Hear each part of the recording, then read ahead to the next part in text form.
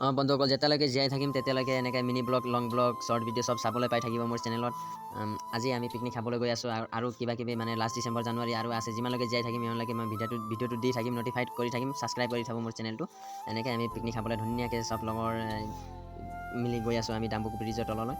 আৰু ধুনীয়াকৈ মানে পিকনিকত এসাঁজ ভাত চব্জি মাংস, এই ছাগলী মাংস লৈ গৈছিলোঁ, এটা খাচী মাংস গোটা, আৰু ধুনীয়াকৈ ব্ৰেকফাষ্ট কৰি কিনি মাংস ৰষ্টিং কৰি কিনি ধুনীয়াকৈ আমি মিলি খালোঁ। খাই বৈ মানে ধুনীয়াকৈ নাচ গান চব কৰি মানে ৰষ্টিং খাই বহুত ভাল লাগিছে বন্ধুসকল। আৰু এনেকৈ আগলৈ আৰু আহি থাকিব ভিডিঅ'টো, যিমানলৈকে মই জীয়াই থাকিম ভিডিঅ'টো মোৰ নটিফাইড হৈ থাকিব, আপোনালোকে বাছ চাই থাকিব ভিডিঅ'টো এনেকৈ।